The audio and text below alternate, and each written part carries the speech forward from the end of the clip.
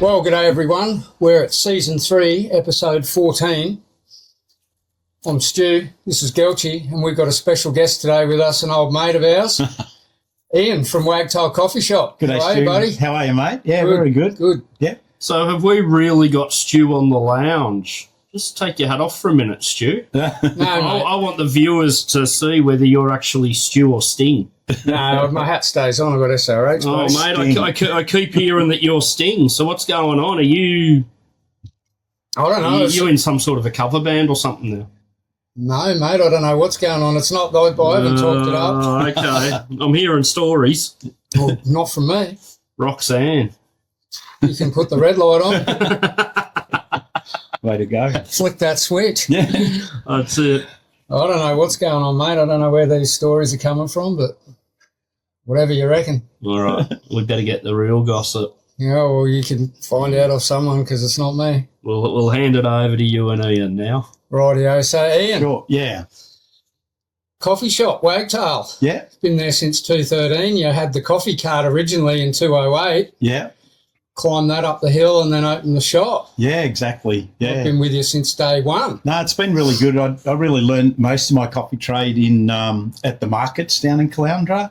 I think I did my barista course in Melbourne in 2000 around 2001. And, and then when I came up here, I found this coffee cart for sale, just appeared in my lap one day, and it was sighted at the markets at Caloundra. And so I bought that and did 11 years at the markets. And Yeah, because you were still doing the markets when you had the shop open. that's right. Yeah. I had some good people that would be able to run the shop on the weekends, Yep. on the Sundays, and I'd take off to the market, and we did a few events some on Friday nights down there, some at the race course, some in Brisbane, at the Valley in Brisbane. We did some events there as well.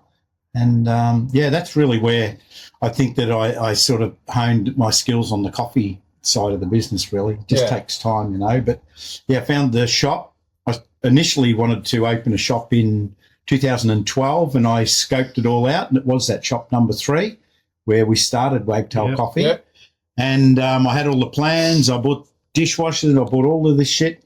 And then the landlord turned into a real we didn't get anything done. And I just cancelled all that and just carried on to the market. Yep. Anyway, the lady that owned the shop opened a little coffee shop, and there was a lot going on in her life. And within 6 months, she wanted to get out of there. So one of my best mates who ran the osteopath just up the end there, Michelle, she said this lady wanted to get out and said, go and make an offer. So that's what I did. I basically made an offer on that shop number 3 where we started, and the rest is history, really. I went in there and changed everything about it. We just started with what they had, then cleaned everything out, got rid of it all, changed it, upgraded it, put all new equipment in, and then 2017, shop number 1 came up, which is where the hairdressers used to be. Yes. Yeah, so Alexis used to run a hairdressers there, a very successful one, was very big. Eventually they got out of there. And Didn't some Indians get it after Alexis? yeah, they ran that. They came in on a visa, but I don't think they made any money out of it. Yeah. So, it was up to the person. And so, they gave me 2 weeks. I was getting married in 2017. He gave me, I think, about 2 weeks' notice before I got married. And then so we had to do a fit out and get it all done, get married, and then come back in and run the show. But we didn't lose 1 cup of coffee because we got a new machine and set it all up. I got people in to build stuff like overnight, basically. And within 1 month, we got it running. Wow. So if you come to the Sunshine Coast or you live around here and you haven't been into Wagtail Coffee, do yourself a favour and get in there because it's the best coffee I've had. It's good. I was just going to ask that. Highly rate it. I wanted to do a shout out to can I do the shout out to my roaster? Yeah, you can do a shout out. That's what I wanted to do, the shout out to Bernie. He's been with me since we started Wagtail Coffee, and it's all organic, certified organic coffee. And Bernie's at Humble Scott Coffee Roasters, which no one's probably ever heard of. But he's won more than 16 Golden Bean Awards with the coffees, and especially with ours. We own the blends. He's a contract roaster to us, and he does the coffee to our specifications. Bloody good coffee. And we've kept it since day one. We've pretty much kept exactly the same blend of coffee. 3 beans, mix. It's Papua New Guinea, Costa Rica, and Brazil. Wow. Yeah, well, I've had coffee in a lot of places and around the globe, a little bit here and there, and I'll tell you, I always look forward to coming back to Wagtail. Yeah. Definitely. It's my favourite. So You're not the only one that says that, so No, there must be some truth in that. I was going to ask you, like, what goes into making a good cup of coffee? Because there's either good coffee that you can't, it's very hard to get that consistently, like when you go from shop to shop, or basically there's shit coffee. Yeah. So firstly, you've got to have good beans. They've got to be fucking roasted meticulously. They've got to be aged. So the thing about coffee that people don't understand, there's shops down the road, which shall remain nameless, that talk about fresh roasted coffee. Well, I tell you what, they don't make coffee out of fresh roasted coffee. The coffee needs to be aged. It needs to gas off the CO2 after the roasting. After it's done that, it's stabilised. It's like a wine that you sort of age it. Yep. Then the coffee develops in its flavour. It gets that rich flavour. Yeah. And we always get ours, we'll always age ours around 10 to 14 days. So we've always got a stock. Wow. And that's the one of the keys. And then, of course, the equipment's all the little bits and pieces that go to it. But if that coffee is not ground correctly, and we've got digital grinders and timers in the machine, and we set that to times and weights of coffee. Okay, yeah. And so if that's kept consistent and you just monitor that all day, and if it changes, if the weather changes, the coffee changes. You don't just sort of set it and forget the grind, right? That's right. So that's what we do. We just fiddle with that all day. If it gets a little bit more humid or it starts to rain like it does now, the actual grind changes slightly. So you need to alter that a little bit. So it is quite technical. It's, and all good quality stuff as well. Like the milk's got to be good quality. You can't just go to bloody Aldi or, buy Woolworths milk. If you ever try that, there's no protein, hardly any protein levels in these milks. This Norco milk that we've got is just got like 10 grams of protein in it. Okay. And it just punches out nicely, Yeah. Perfect milk. Yeah, and you've had some, good staff work for you over the years, made lots of friends through the shop. And Yeah, they have. Yeah, and a lot are still friends to this day, That's correct. And they still come in. I still talk to them. We still follow them on social media. Shout out to all the ex-staff. Yeah. Good on yous. Yeah. Hope you're all doing well. Yeah. The ones we, haven't been in contact with. That's right. Yeah. We've had some awesome staff, and, we're still in touch with a lot of them. And they still come back. They have babies. They come back. They bring their babies there, and they all sort of, they might have started out as kids and then they've all grown up. But, we've had people that have been there, like, say, Jet, for instance. He was there pretty close to 5 years. He's a great kid. Yeah, he's a great kid. He's going to come back and see us. Yeah. Shout out to Jet as well, if we're allowed to do that. He's just completed his training at down at Wagga. Yeah. Wow. Yeah. Yeah. In the Air Force. Yeah, and we got Benny, Big Benny. Yeah, Big Benny's there. He's coming up pretty much to 5 years as well with us, and he started just as a pretty much just 13 to 14-year-old, and he's picked up the coffee skills really well. Yeah. You got a new ring in these days. You got young Tiana, my daughter's in there. Yeah, that's right. Tiana's actually developing well. We've been working with her and going through a bit more technical stuff on the texturing of milk, but Tiana's is a good operator. Yeah, she's a bit of a gun, isn't she? Yeah, she knows what she's doing, and she's getting better all the time. Yeah. Yeah, she makes my coffee. I get her to make my coffee now, just so that we can. And she understands the specs. She knows how I have a coffee. That's the way to, you know. And if there's something wrong with it, if there's too much fluff in it or whatever, we'll talk about it, and we'll talk about how you textured the milk to get it. Yeah, it's technical. So but once you grasp it, if someone teaches it the right way, you've got that stuff for life. Yeah, yeah. And that's good that you're the one that checks, because it's your business, your name at the end of the day. Yeah. You know, so 100%. Like you're basically the quality assurance part of it. So I'm a stickler for that quality side, you know. Ian's quality control. I think It does, yeah. Just in my knowledge of business in general, you know, over a few different things, people always remember something that's bad quality. Yeah. Even if they pay more for something, if something's good, lasts, and does exactly what they want, you know, or like in the case of coffee, tastes good, it's good, you've won them. That price is forgotten. They're happy to pay the extra for that. Yeah. You know, and that... We get a lot of lovely comments, you know, from people, like through Google reviews and things like that. It's been really good. Wow, it sounds like someone's having a shit. What's that? I don't know. Stop it. We've got a bit of work going on. That's all right. Well, I it's wasn't expecting that. I thought they'd all be for the day. But it's fitting in with the show, you know, actually. Sounds just like this guy. I thought it was Fart Daddy off Instagram. Gill strap. He goes around farting everywhere. So, Ian, a little bit of history, mate. You've ridden bikes a bit like me. You were a Speedway.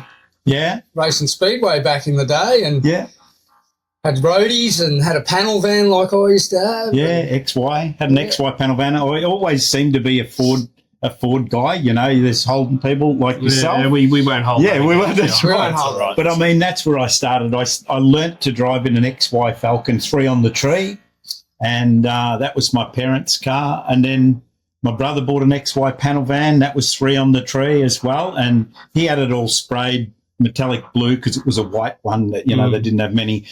Panel vans didn't really come in many colours other than sort of Sandmans, which... Some of my mates had Sandmans. That's what I had. Had a nice gold Sandman, this guy that we used to go surfing with down the coast, down the good old, down Torquay and Bells and all the way down to Lorne.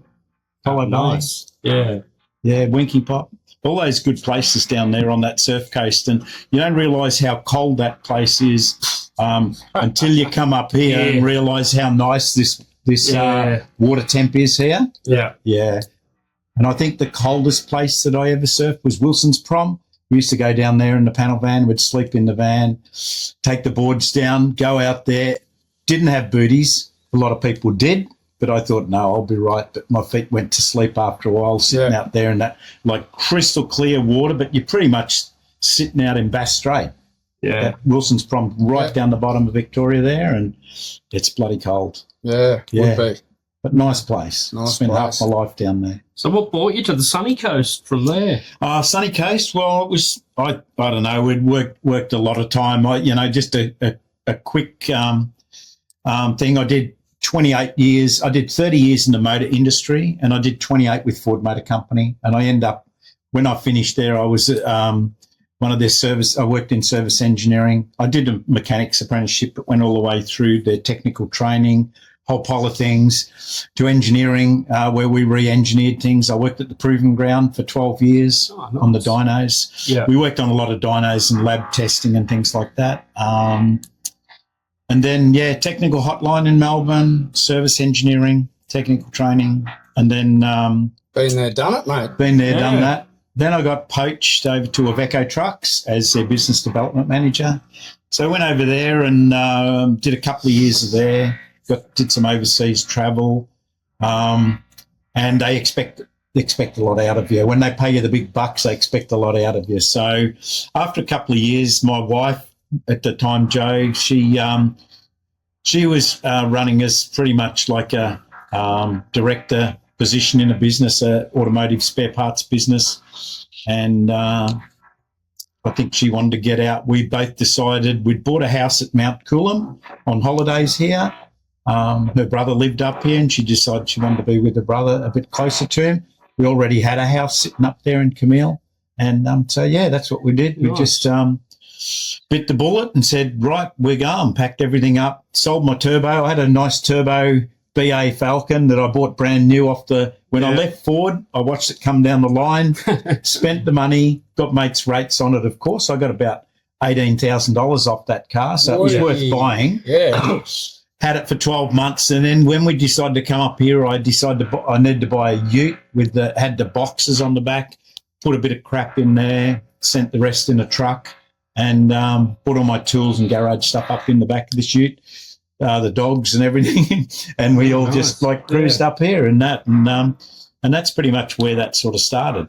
And we got up to the sunny coast, and we decided, okay, we're going to do some house renos. We'll just do a house reno, and then we'll flip it and get another one. Then we realised that you don't actually make any money out of doing that, and we probably were in the same house 12 years. Yeah. Spent a bit of money on it, but it really didn't appreciate in growth, you know. It was not until that COVID stuff hit and everyone from down south wanted to move here. You know, I've been here 21 years now, and the house really didn't improve.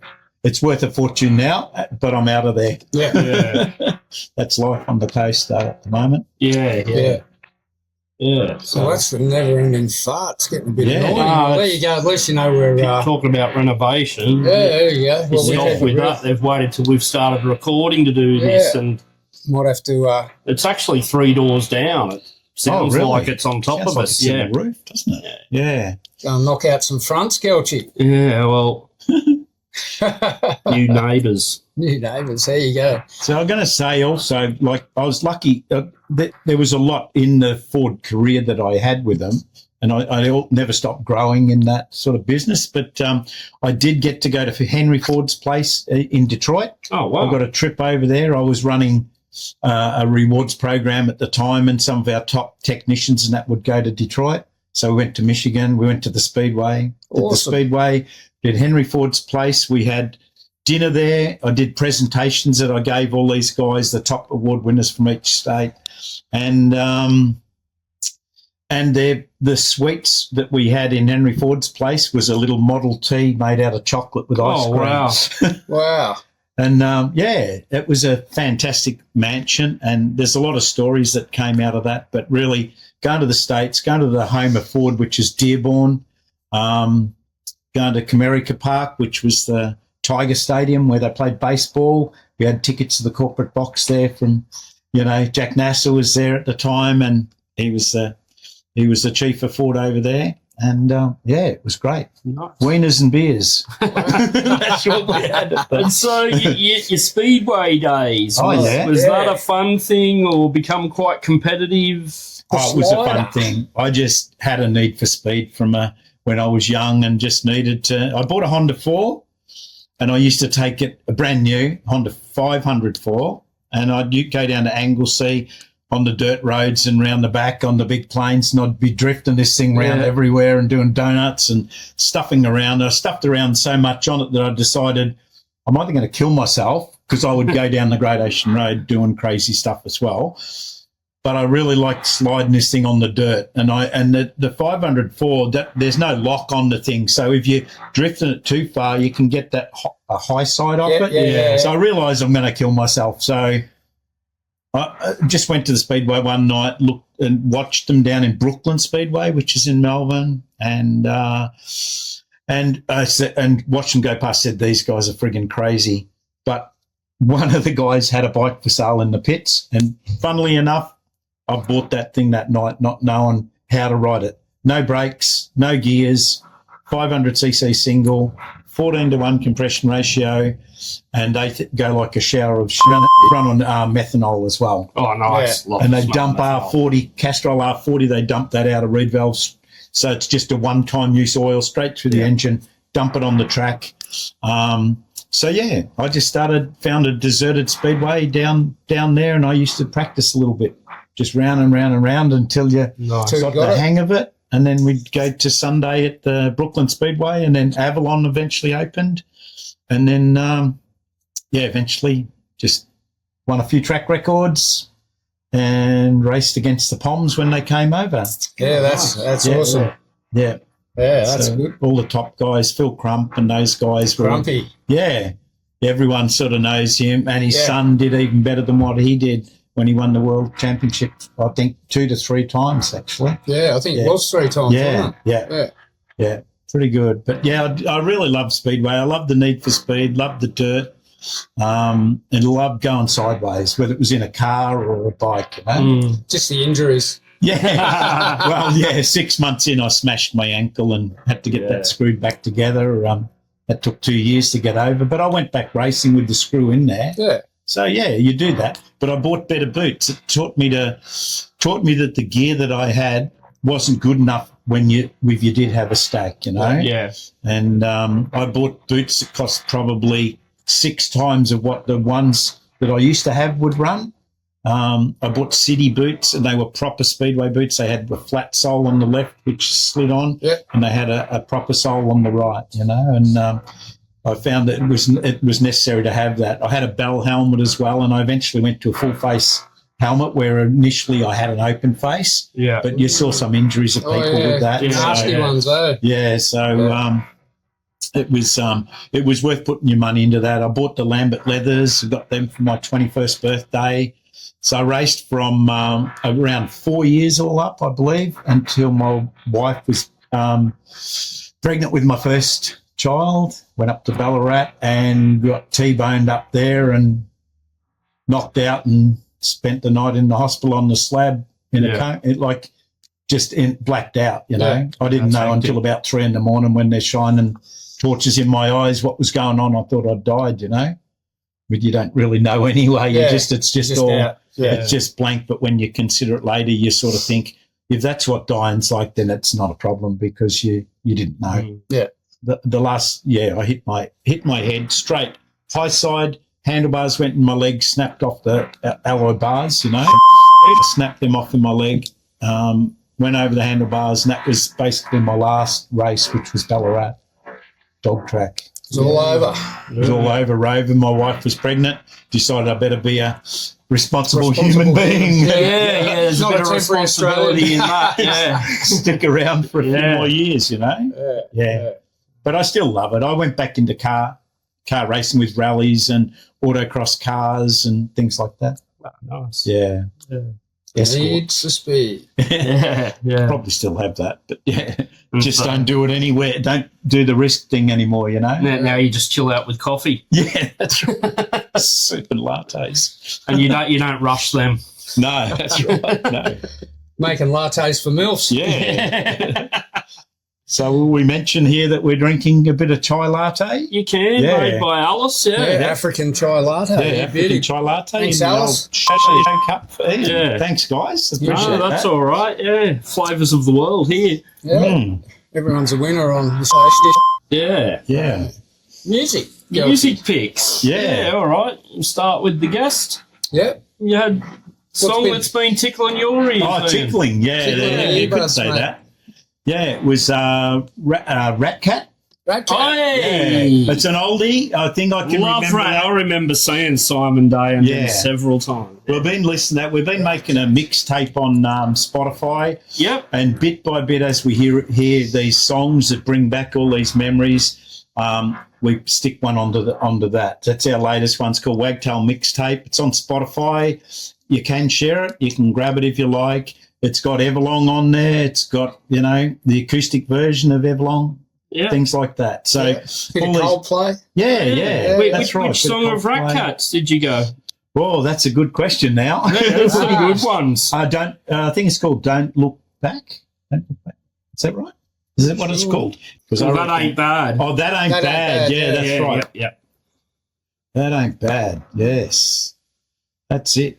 Oh, we got heaps on there too. Yeah, no, we'll definitely we might put a link up to that on the 100%. on the website for this one, as well as Sunday Songs of the Show Volume 3. We'll cross post with the Wagtail mixtape. There you go. That sounds good. Good idea. Yeah, bit of networking. Yeah, well, exactly.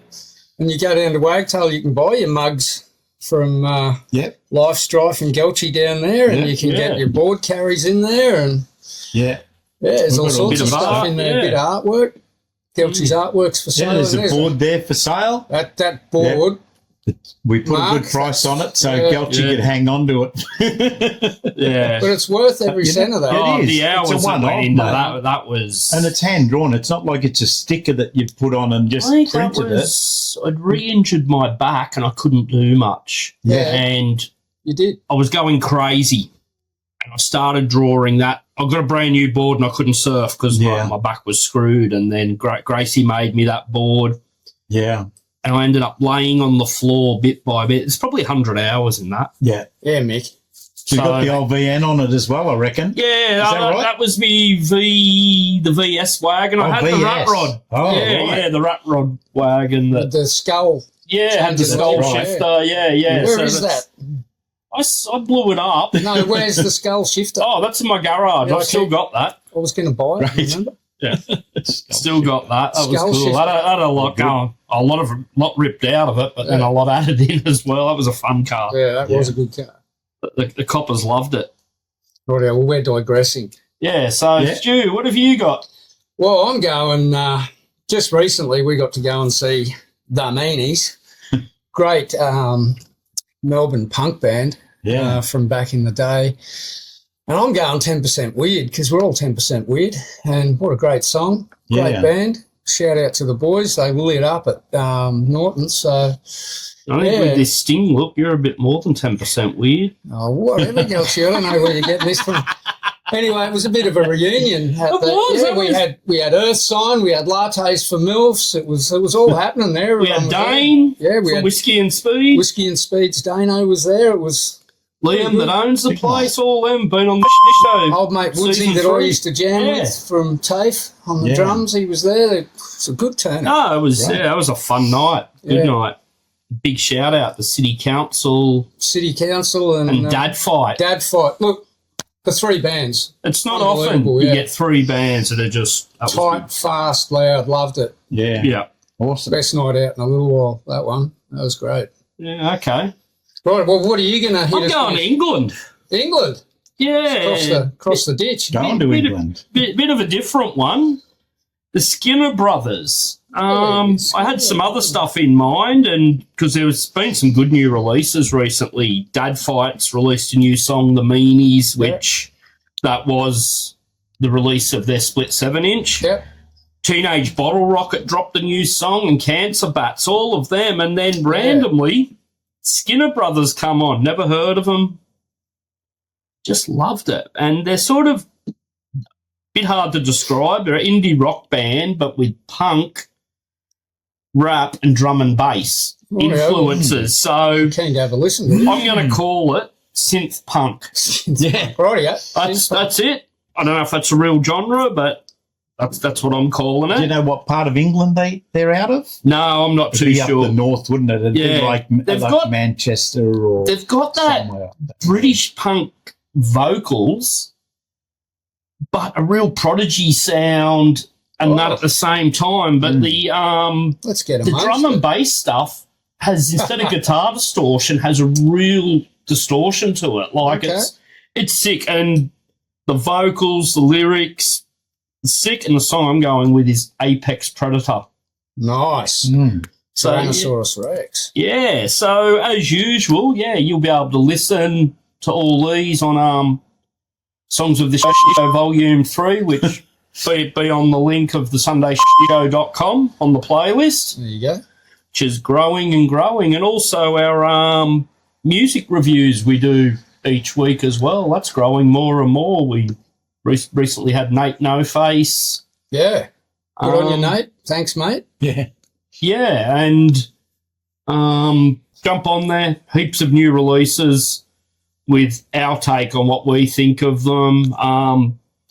No giving them shit or anything, real positive in what we think of it. And thank you to everyone that's checking that out. That's it's been really good. Appreciate it. And thanks to all our latest subscribers to the show. We're getting up there, so thank you. Great work. We're not quite halfway to Stu's goal, so we're getting there. Come on, people. Share it with a friend and get them to share it with a friend. We can do it. Yep. Let's go. So surf talk, Stu. Surf talk, all right. So we had the Bolito comp wound up. Yep. So we had Cole Houshman, took that out for the men's. Ripping. Jeez, he's got some man turns, the big fella, I'll tell you. Wow. And we had Wiggly got second. Okay. Wesley Dantes. So, he was throwing some mad airs.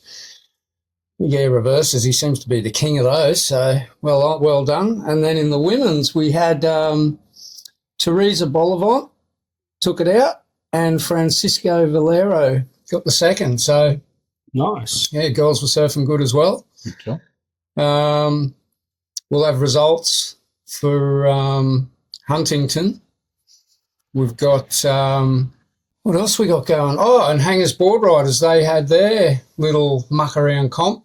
Tommy Servey took that one out. Nice. So good on your Hangers, good on your Hutcho, good on your boys from And just on the next street. gen Yeah. comp for Yaroomba board riders we were recently talking about, that's been postponed till September. 5th of September. I Yeah, believe. number of a few different things happened. Surf not being good enough, and I'll be in a different country, so I'm a bit disappointed I won't be here for it this Yeah. year. But anyway, that's the break. but no, they've had to make a decision. So if you haven't entered, Get on board. jump on it. You still got a second chance. And Yeah. second chances don't happen often. And big prize money and good prizes. So, It's always a good comp. yeah, good sponsors involved. Yeah, it'd be good. Yeah. Nice. Fresh off the press, mate. Fresh off the press. Fresh off the press. Yeah, I've actually got a couple that are ready to run out the door. So got Oh, just the Kingswood 10 bull badge. pitch. Not the Kingswood. yeah. Number Kingswood plate country. there that That's I've a done. beauty. And I've often get requests for custom number plates for names and that. So I do a series now for a good price. Originally, this was meant to say Alicia. Then they wrote back and they wanted Balak. I don't know whether it's meant to be black, ballsack, like what it's meant to mean. But anyway, Oh, you can grab these on geltchy.com.au and, you can get whatever background colour you want on the custom one, whatever name, I think up to 8 characters.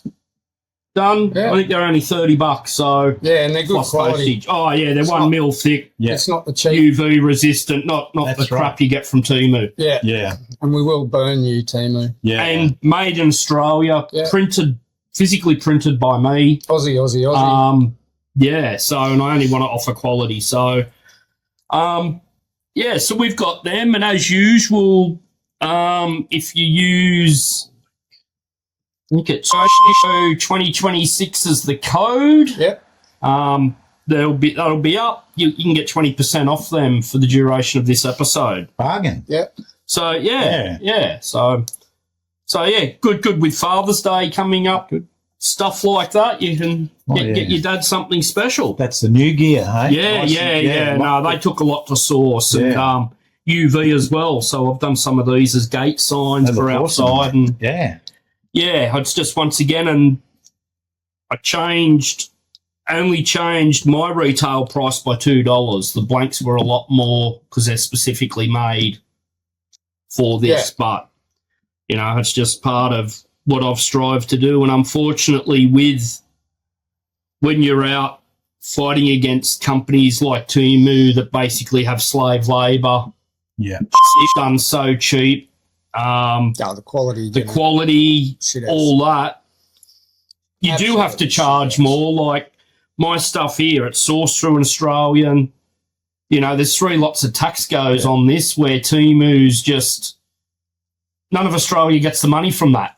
No. So Wake it's up. just a bit of food for thought. So if you want value for money, Yeah. you can actually get something original, supports an artist, supports the Australian economy, your Medicare, Getting behind Geltchy. Yeah, Come And on. real Come local. on. and local. It's local as you can get. Let's so- go. It's not made anywhere else. That's it. So been lots of cars. I've still got a long list of cars I'm working through at the moment for people, but it's it's good. It's good to see people jumping on board, and Awesome. yeah, That's what we want. it's not cheap and it's not easy for me to do, but I enjoy what I do. They look great. They look really thanks. Rightio, shout outs. So good. Shout outs. Ian's already done his. I The shouted roaster. mine out to my roaster, to Bernie, for sure. Yeah. Geltchy. Okay, I'm actually going to shout out Ian. And my reason for this is I was living in Indonesia when Ian first opened. I come over, got to know him over time, done some artwork and logos and stuff for him. He just gave me a go with stuff. And then, And then from that, when I first went out and started doing my car art, and stuff before I went to a company that distributed stuff and that. Ian actually gave me a whole wall in his cafe. Yeah, get And down to there and this have a look. day, still hangs up there. Yeah. Sell stuff, good price, and just for giving me a go. You know, that was the start of building confidence in getting good. to where I am now. So I'm really grateful for No, that. that's Ian. fine. Thank you. Thanks, man. It's Cheers, good Ian. display. Cheers, mate. Yeah, shit show, mate. Your Cheers. tilt, Jimmy. Yeah. Very So, good. Thank you. what about you, Stu? Well, I had a shout out. I'm going to change it actually. I'm going to give a shout out to Surf's Up Kate. We've had her. Oh, yeah. We've had her on the show. She's doing a great job. She's up to ante, and I've noticed, she's putting stuff up, and you haters are going to hate. There's always people hating. Look, give Kate a break. She's doing a good job. She's one of the only. I think she is the only female surf product reviewer. Boards, hardware, all the gear, fins. She's doing a great job. Give her a break. Get off the keyboard, you warriors. It's all tough to be behind a screen and writing stuff out. But, come on, people. What is it with people? Like, because I see it, and because I advertise a lot and, I get the stuff, but it's taken a while. I've learnt to brush it off, and all I do now is just put a link to the haters gonna hate shirt. Yeah. Nothing more. Don't even bother responding. You get out and do better, It's funny. That's what I want to see. If you don't like something, why don't you just scroll past it? Like, 100%. before you can bring to the world's negativity, that's pretty shit. And if you're going to mouth off, back it up. Show us what you can do You better. don't do it anonymously either with some little fucking purple pig or something on there. They've got all these bullshit things they hide behind these. It's just, it's funny. It's, there's always that criticism, and it's hard, for people trying to break through and trying to get somewhere. Them little comments, them little things, they can bloody hurt and send people backwards. 100%. Yeah. So, stop banging on. Leave it alone if you don't like it and move on. Move past it. Geez, anyway. Going from a shout out to nearly a scream. Anyway, raised voice. Shout out, Surf's Up Kate. Check her out, Instagram. She's a great girl. Yeah, does a good job. Get behind people having a crack. 100%. And she's doing a promo. We're doing a promo with her with Board Carry. So, check that out. Go to Surf's Up Kate and have a look at that. Keep an eye out. Awesome. Doom, you don't get a shout out. You've been as lazy as anything. Well, he's not even. I don't even think he's in the screenshot. So no, he's hanging out with his best mate. But that's about he's it. right next to me, but at least he's not hassling me. He's he's not knocking Charlie over and that today. At least he's a bit under the weather. I think. Doom, you have a big night on the. Maybe he was at the meanies. He might have been. Yeah. So in that, if you want to get on the good, get on the Sunday show. Thanks, Ian. Thanks for coming in, mate. No worries. Thank you. Good to have you on. Thanks, boys.